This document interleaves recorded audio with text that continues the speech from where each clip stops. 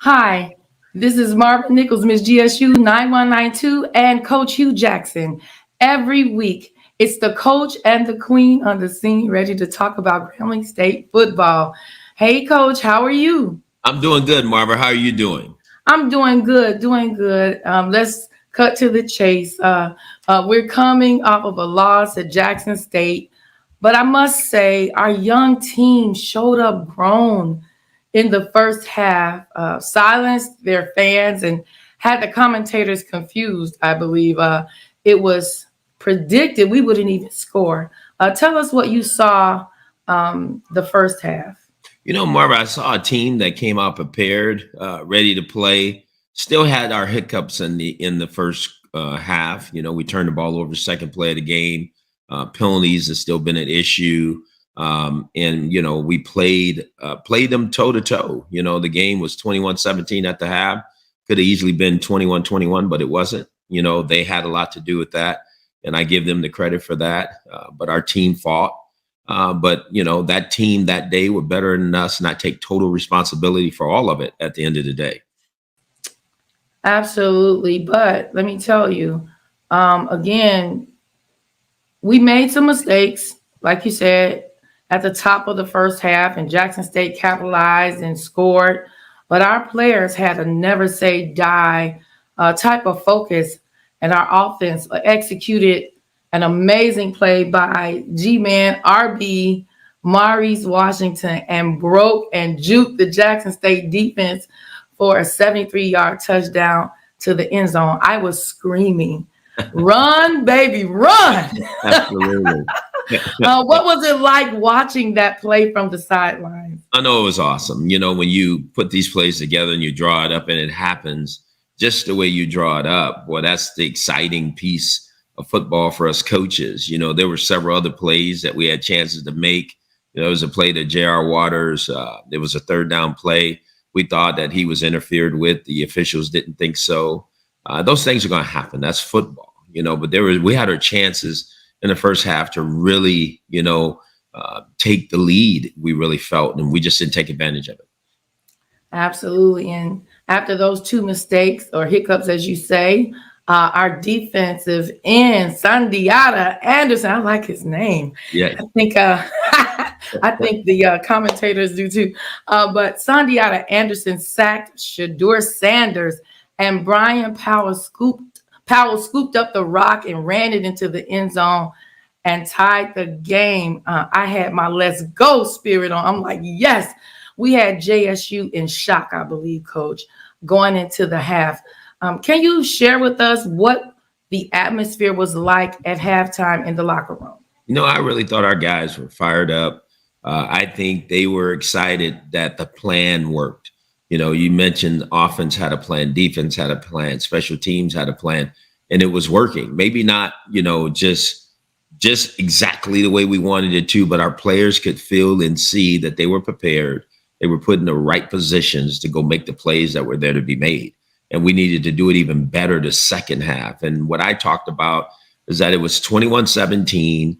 They were getting the ball first, and we needed to get them 3 and out. And then we needed to take the ball and go score, but obviously it didn't happen that way. That's football. That happens. It doesn't happen the way it's a game of momentum. Jackson State took the momentum back. We couldn't wrestle it away from them, and then it got away from us. And that's what was disappointing for me. Yeah, I think all of us were disappointed because we saw something that we didn't maybe expect to see in our younger team, especially with all the hype around Jackson State. And, we were listening to all of the predictions. And so I get what you're saying. And it had to be just mind blowing to a certain extent, like what happened. What were you thinking on the sidelines?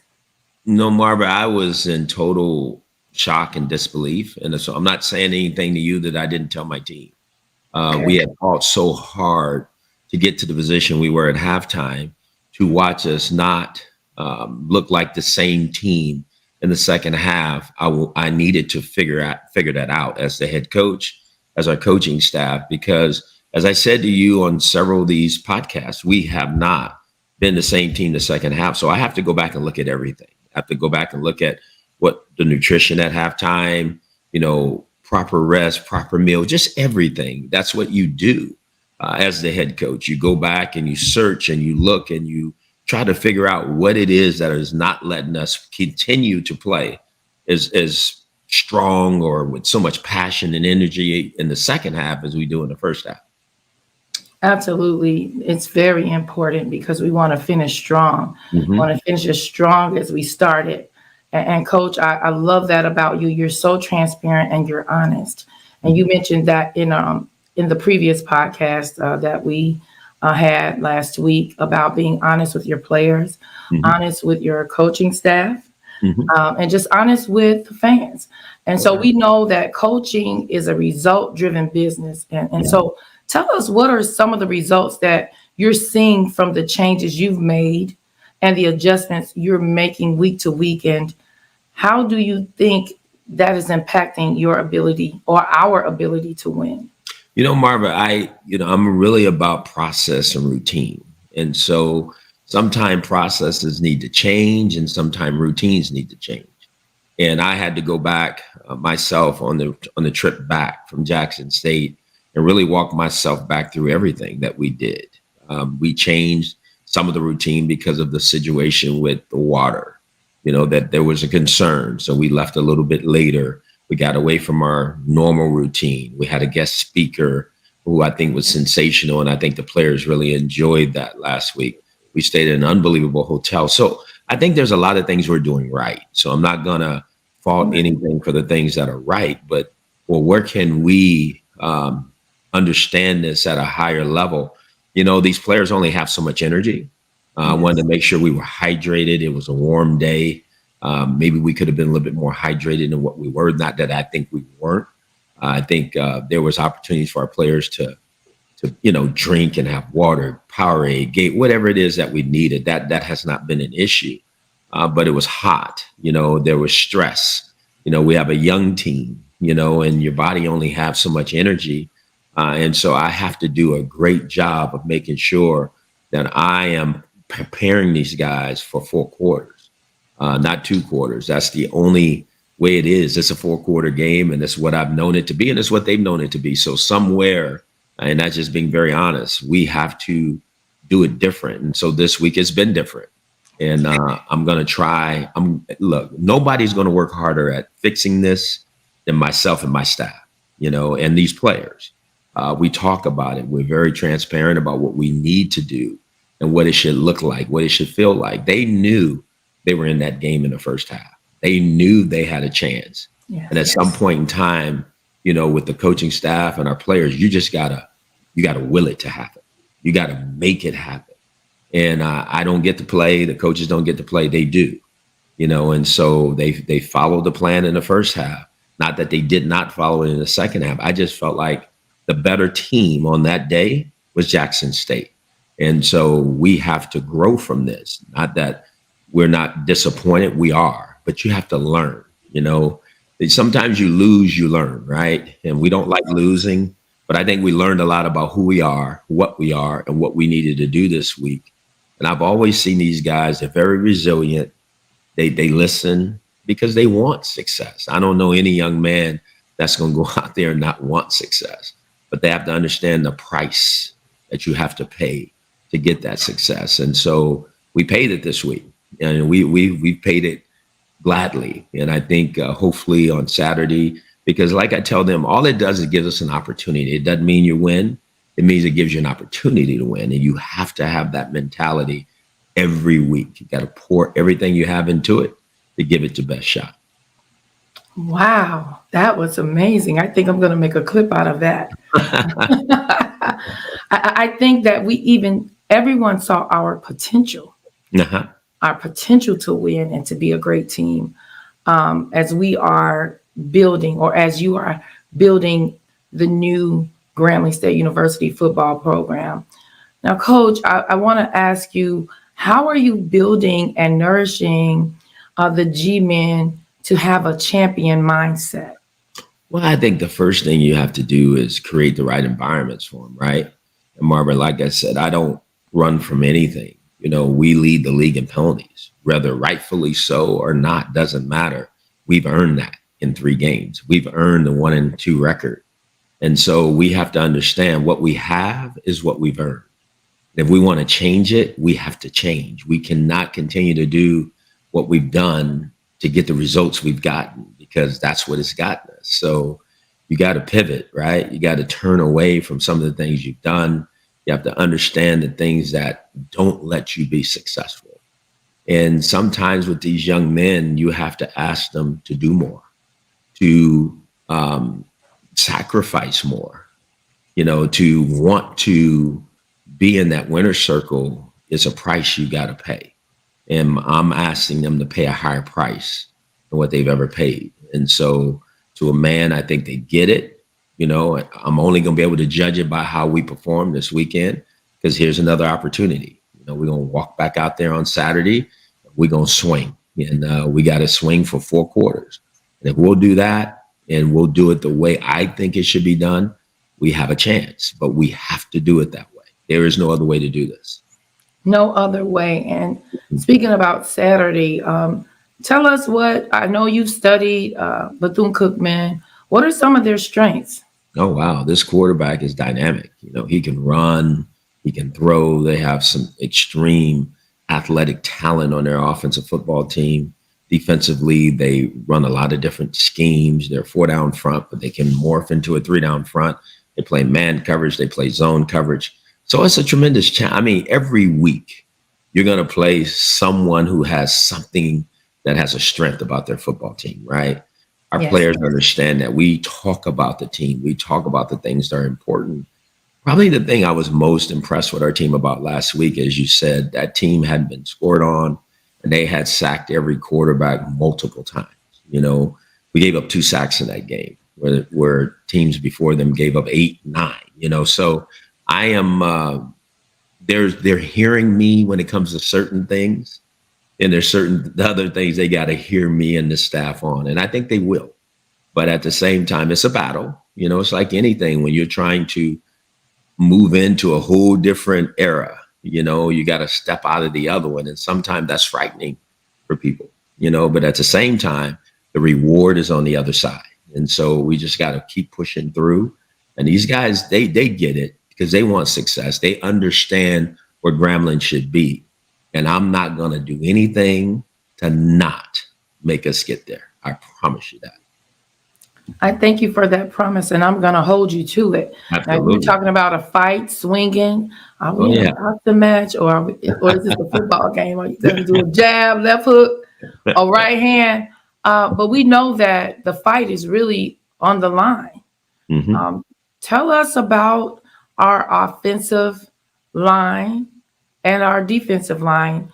Give us an assessment of how do you think that they will do this weekend, or what do they have to do to give our quarterback time to launch the football and to make big plays for Grambling?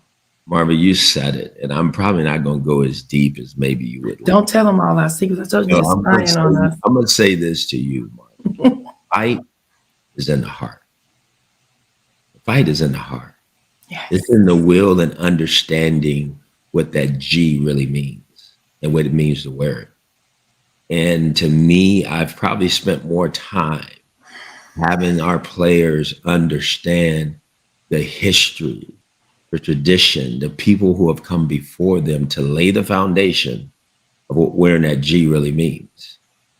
And to me, we have to earn the right to wear that G.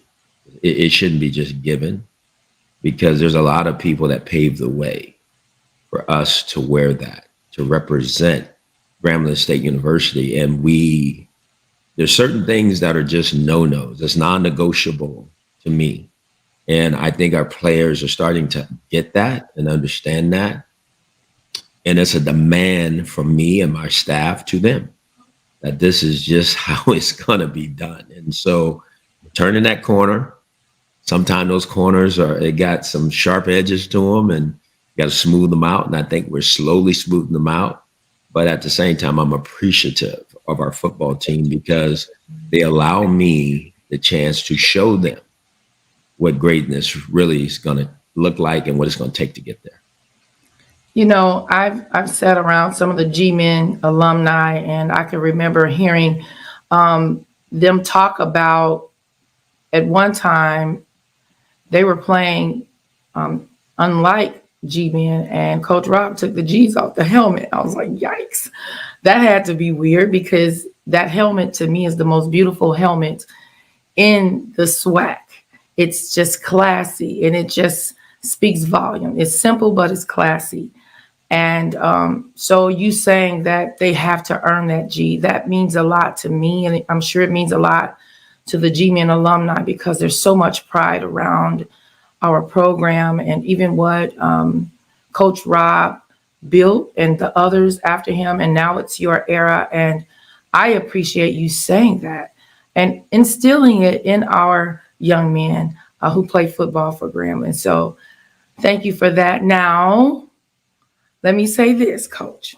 Mm-hmm. I'm going to do something a little different this week. Okay. Before the pregame meal, like in church, we have church announcements. Well, I'm going to do some Hue Dat announcements before we wrap up. So I just want to commend you, first of all, on how you respond on media platforms and outlets with clarity, transparency, accountability, and class. And hats off to you, Hue Dat, for being that for Grambling State University football program. In addition, I would like to acknowledge all of our Grambling fans and G-Men parents who attended the game last Saturday. Mm-hmm.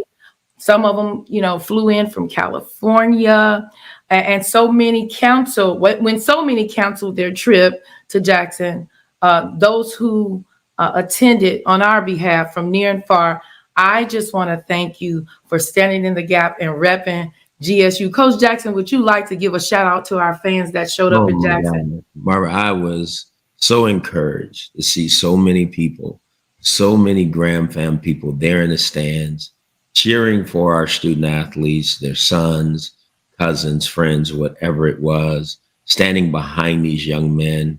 I can't say enough about it. All I can promise everybody is we're going to get this right, and I never said it was going to be easy. We never said, boy, it's just going to just walk and just fall in our lap the way we wanted to. But I assure you this, keep coming, keep supporting these young men. They're going to give it back. And I got to continue to wrap my arms around them, let them know I love them, I care about them. But at the same time, I have to teach them what it really means to be a G-man.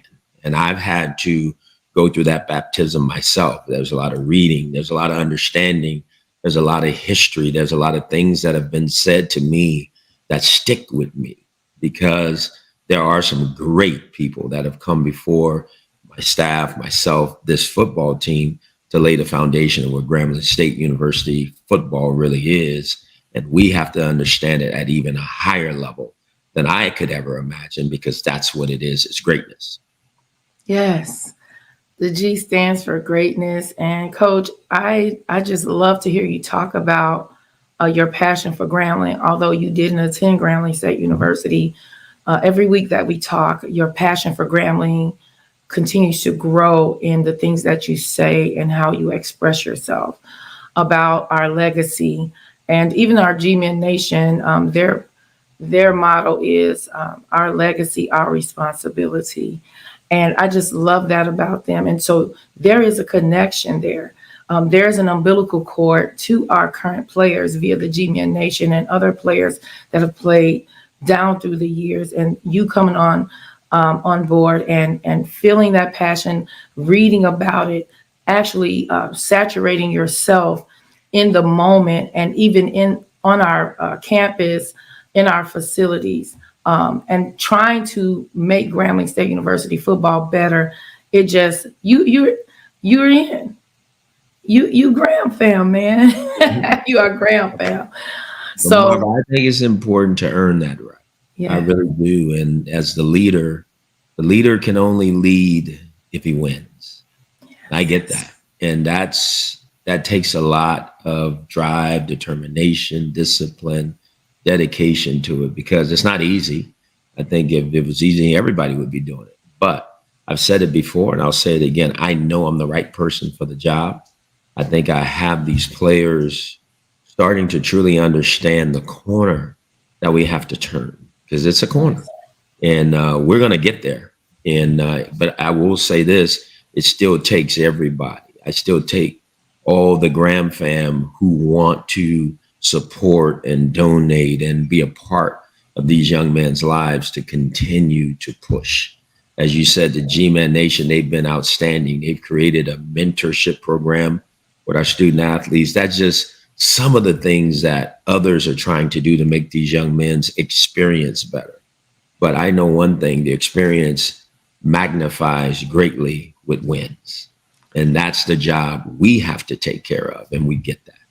Yes, indeed. Winning is our tradition. Mm-hmm. And I know my message to our G-men is you got BP, bounce back power. Mm-hmm. I know that you can come back from the loss last week and let's win in Florida.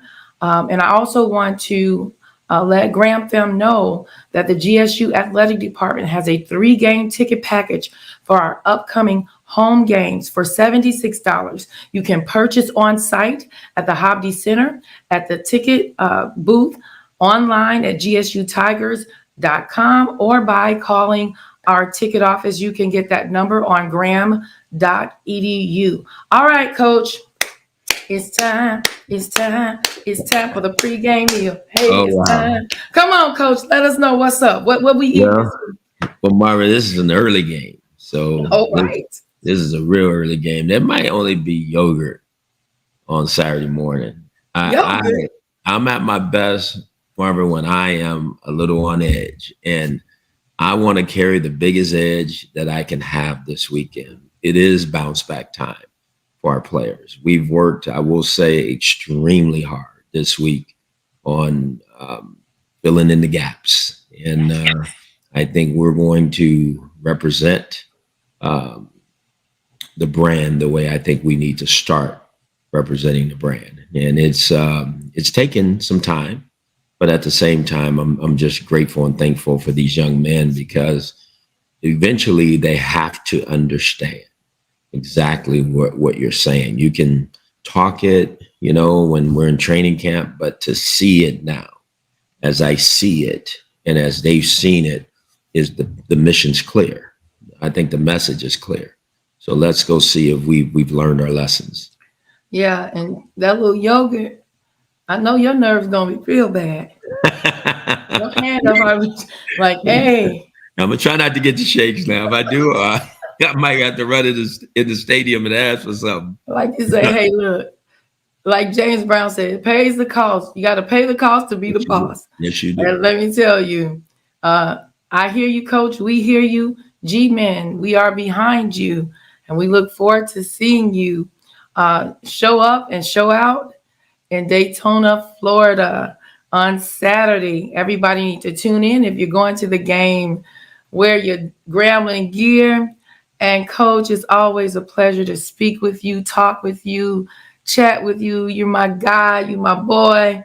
And we just have this wonderful, wonderful podcasting relationship. And I can't wait till next week, because I know that we're going to have another great conversation. And with that being said, I want to thank you all for tuning in. And as I always say, it's all good, it's all God, and it's all Grambling.